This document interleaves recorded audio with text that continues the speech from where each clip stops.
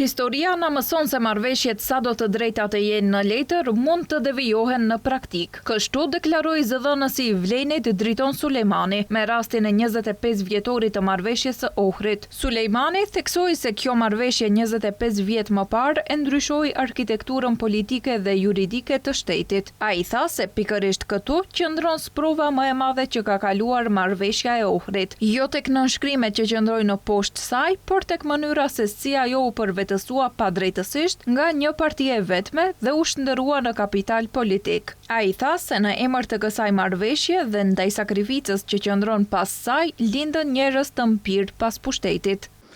Në emër të kësaj marrëveshje dhe të sakrificës që qëndron pas saj, lindën koltukofag njerëz të mpirë pas pushtetit.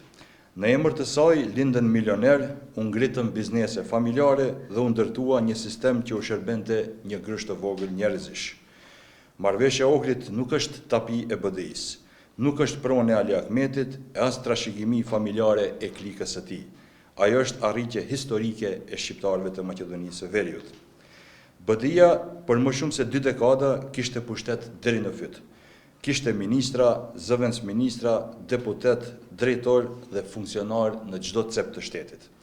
Po të donin, sot përfaqësimi drejt dhe adekuat do të ishte i garantuar me ligj. Decentralizimi do ishte çështje e kryer, por nuk e bën asnjërin as tjetrën. Tutje, ai tha se Vlen nuk e kujton marrëveshjen e Ohrit vetëm kur vjen për vjetori, pasi për ta ajo është obligim për punë konkrete, ku thekson se po e bëjnë si asnjëherë më parë me mbi 1200 projekte. Të drejtat e shqiptarëve nuk shkojnë në opozit bashkë me BDI-n. As marrëveshjen e Ohrit nuk mund ta marrë Ali Ahmeti me vete në opozit. Kjo përrallë nuk pi më ujë. Vleni nuk e kujton marrëveshjen e Ohrit vetëm kur vjen për vjetori. Për ne, ajo është obligim për punë konkrete. Kjo do të thotë që përfaqësimi drejt dhe adekuat të mbrohet me ligj. Miratimi i këtij ligji nuk është vetëm zbatim, por edhe avancim i marrëveshjes së Ohrit.